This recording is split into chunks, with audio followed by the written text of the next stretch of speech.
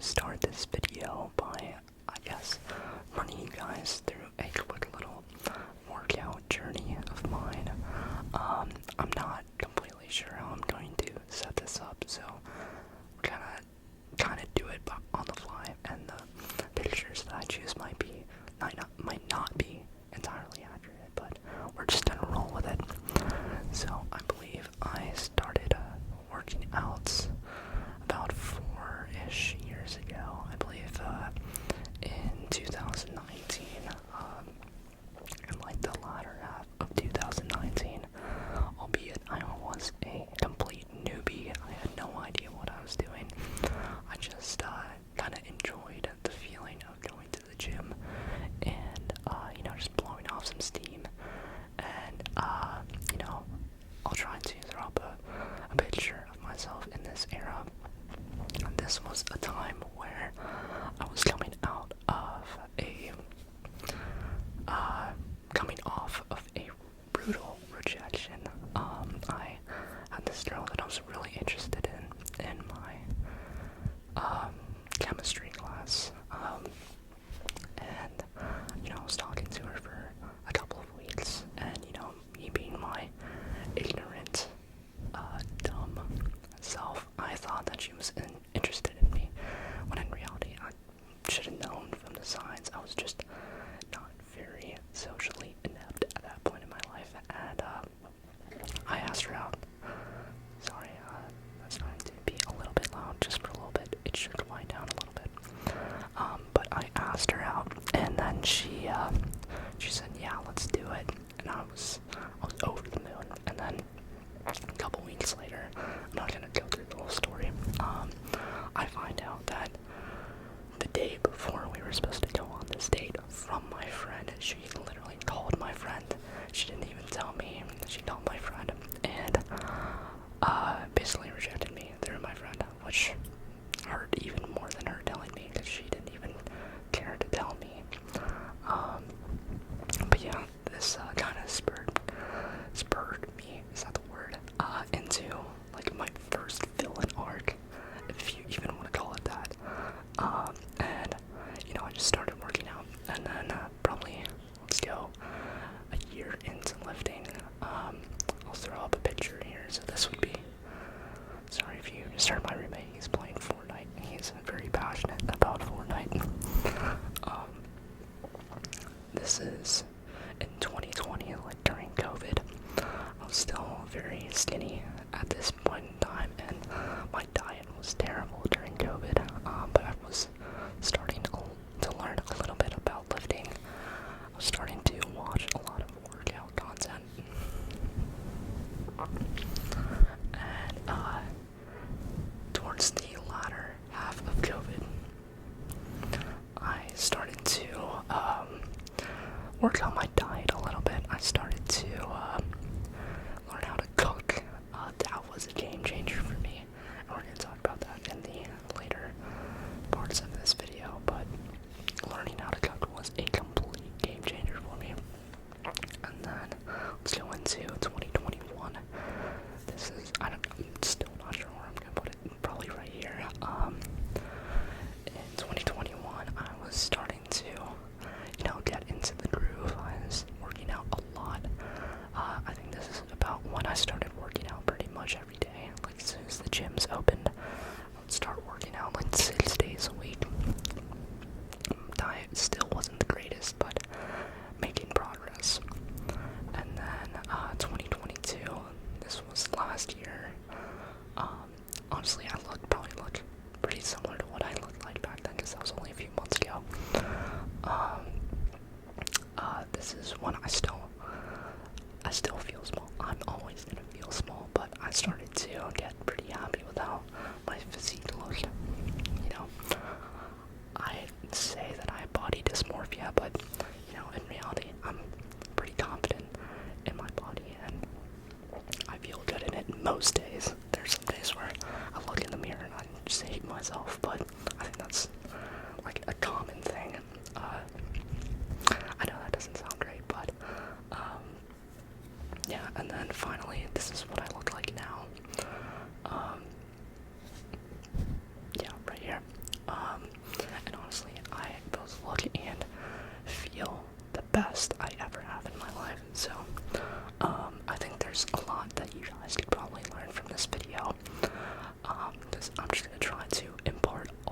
the stuff that I've learned over the past 4 or 5 years onto you guys in this video. So, yeah, I'm actually going to be reading off of a script that I wrote for another video.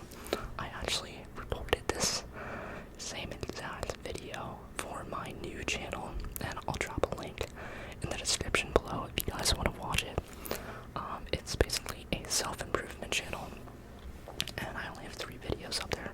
I've been slacking super hard on it, but one of the videos is how to get jacked.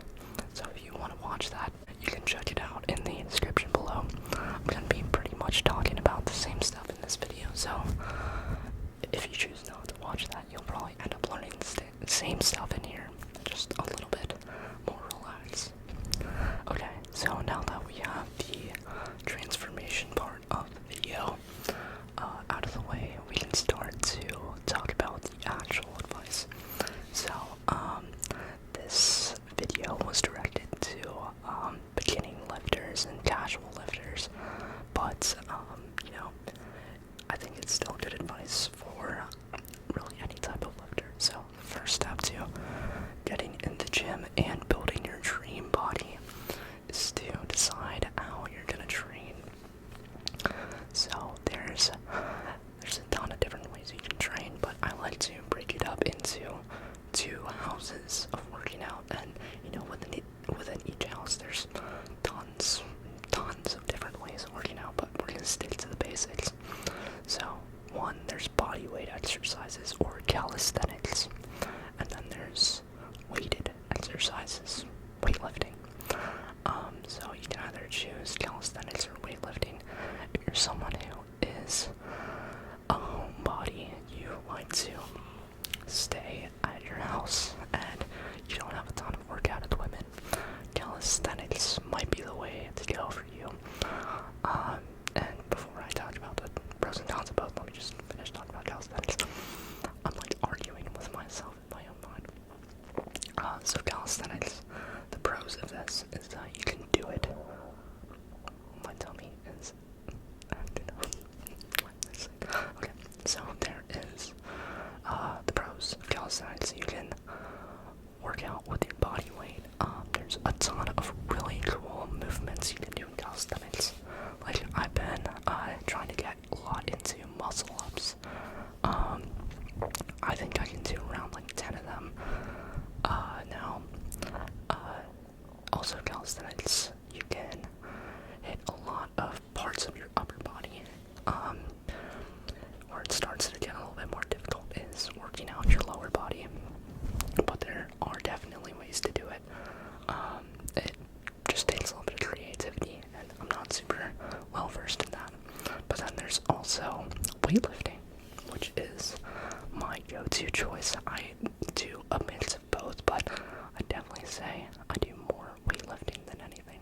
And I just personally prefer weightlifting because, 1, it's a little bit easier to target each muscle group with like a specific exercise that you can put into a protocol. And you know, I'm fortunate enough to have a great gym that I can go to pretty much at any time during the day.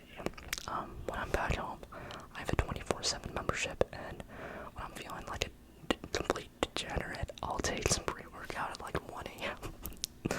and I'll go to the gym. But yeah, I prefer weightlifting because you can make your own protocol, and you know, once you get into that routine, it's almost hard to get out of the routine. Okay, so now that you've decided your training protocol, you need to determine how often you're going to work out. So the common rule of thumb is that you want to hit every muscle group, whether it be shoulders, biceps, triceps, quads, calves, hamstrings, your neck, your lats, your chest, your abs. You want to hit each of these muscle groups at least, well, not even at least, as if you overtrain, it's not great. I'd say hit them 2 times a week.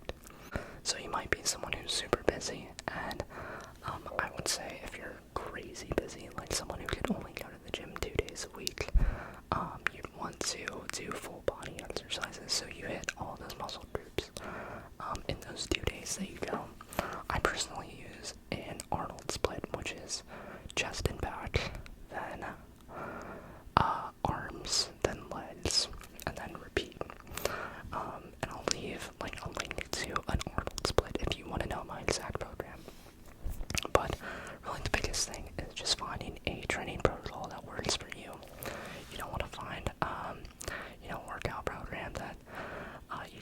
gym, you do it, you feel absolutely terrible afterwards, and you're completely demotivated from working out again. You want to find something that works for your level of lifting. Like, if you're a beginner, you want to find a beginner lifting protocol, and just work your way up. You don't want to throw the entire gym at yourself in your first month of working out. It's not that easy. You got to work your way into it. And that's honestly my best piece of advice, is to just find what works for you and don't worry about what other people are saying. If you feel like you're having a good time in the gym, that's all that matters. And then moving on to the next portion of building your dream body, you need to start thinking about your diet. So, there's a ton of different ways that you can treat your diet. You can do different diet models, whether it's like the carnivore diet, intermittent fasting, keto, vegan, vegetarian, kosher. There's tons of diet models, and if those diet models work for you, more power to you. But what I've personally found is that there's like 5 key principles to abide by that make dieting so much easier. So I'm going to tell those to you if you would like to listen. And so the first principle is to create a diet that you can stick to every day. Everybody can eat chicken, rice, broccoli, steak, potatoes, avocados, for one meal every few days, but, after a while, eating super crazy clean can get, 1, boring, and 2, bland. Humans are creatures that are going to chase pleasure at any opportunity, and, if you present yourself with the opportunity to stray off of your diet and eat like a bag of chips, obviously you're gonna go for that. So what you want to do is to create a diet, whether it be the frequency at which you're eating healthy food or the healthiness of the food. You need to balance it out and make it to where it's enjoyable for you. Personally, when I first started working out, my diet was garbage. It was absolute trash. And, over time, I've gradually made it healthier. There was, like, one point where I realized how crap I was eating, and I just, cut out a ton of it at once. But, what I'd like to say is just create a diet that works for you, whether it's eating a super healthy, breakfast and lunch, and then eating a not so healthy dinner, or eating super healthy at night and eating not so great in the morning, or just eating super healthy all day, which is the best alternative, but nobody can stick to that. You need to have a little bit of balance in your life. I'm personally gonna eat like 6 chocolate chip cookies right after this, and I might have a glass of chocolate milk with that, and I am looking so forward to that. But I didn't feel happy about doing that because I've eaten super healthy today. I haven't eaten anything bad, so I like to have dessert as like a reward for the day. So yeah, that's principle number 1: create a diet that you can stick to every day. And then principle number 2 is a very scientific one. It is the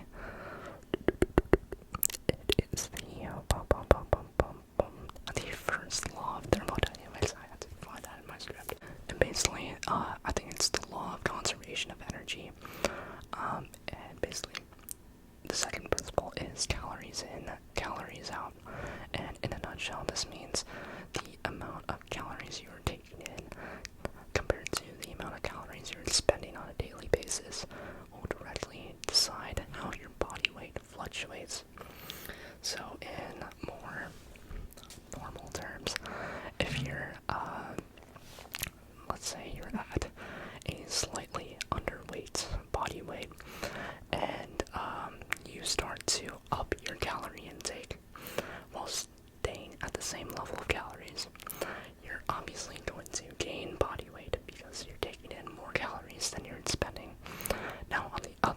the spectrum, if you started to eat less calories than you're spending, you're gonna lose weight, and that's just how body weights fluctuate. And the problem with this is that, and the slight problem with this is that there is just a lot of things that go into your daily caloric expenditure, but there are ways to ballpark it, such as like a body weight calculator.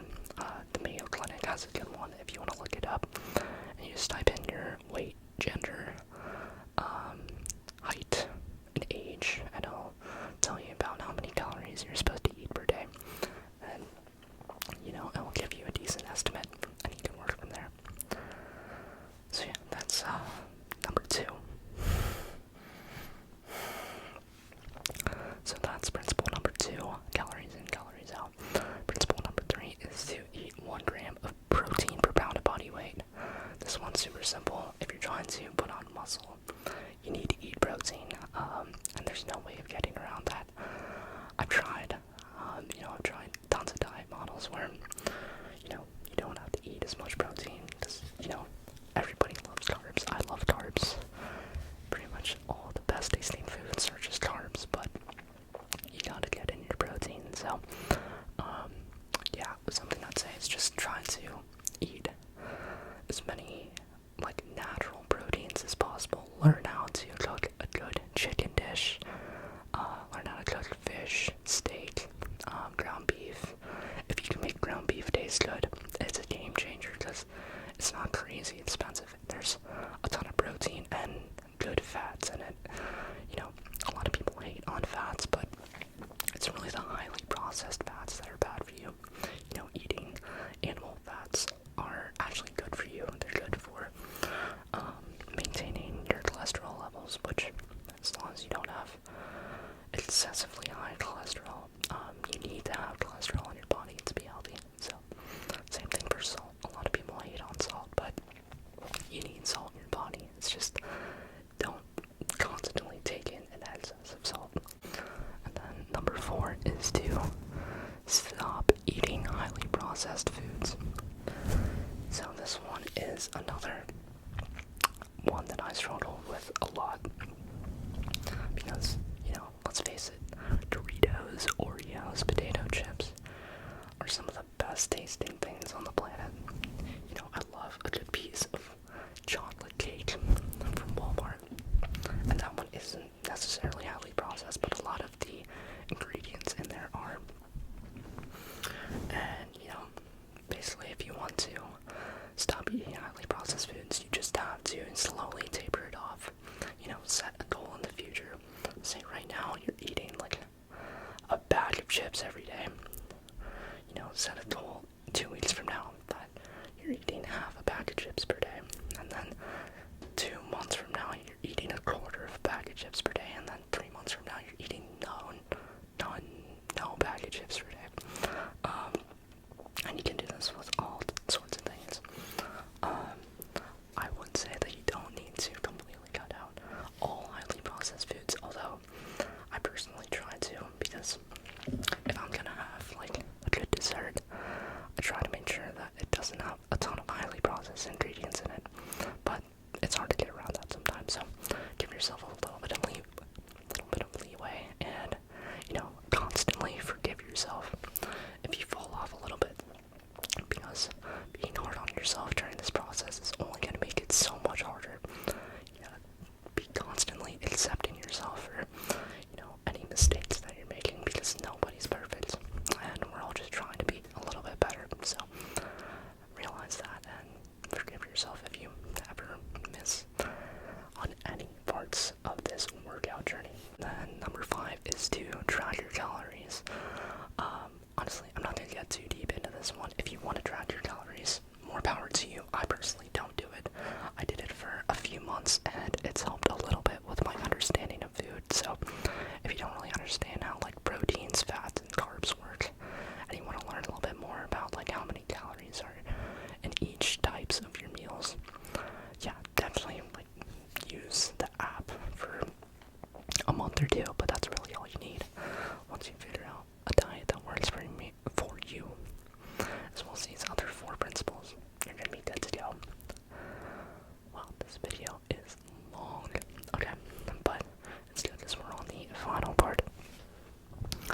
which is recovery. So, when building your training protocol, there is training, diet, and then finally recovery. So, when it comes to recovery, there's three essential parts. There's a lot of other additional supplemental things that you can do, but I'd say one is mobility, which is just stretching, making sure that you're stretching your arms out. And I'm kind of like leaning into the mic right now, so I'm gonna have to stretch after this for sure. But yeah, there's stretching, hydration, sleep. Okay, there's four: sleep and supplementation. So when it comes to stretching, there's so many videos on the internet. I'm not gonna tell you how to stretch. You can do yoga, you can do normal mobility training, you can do resistance bands. Once again, find something that you enjoy. I personally like to stretch 15 to 30 minutes per day, just by literally getting like a mat from my gym, laying it on the ground, and just stretching out my my legs, my upper body, and then I'll get like a straight, I don't know what they're called, it's like a PVC pipe, and then I'll just do like shoulder dislocators. They don't actually dislocate your shoulder, they're just called that. And then I'll get into my calisthenics routine. And then number two was hydration. Just drink more water, dude. I generally just see if I've drank enough water by looking at the color of my piss when I go to the toilet. It's like, if it's yellow, I definitely gotta drink more water, and if it's not, I'm usually pretty good to go. Then number three is sleep. You gotta sleep at least 8 hours a day. I know a lot of you guys are in school, and you might not be prioritizing your sleep, and instead you're prioritizing watching TikTok and playing video games. Don't worry, I'm the same. But if at all possible, try to sleep 8 hours every day.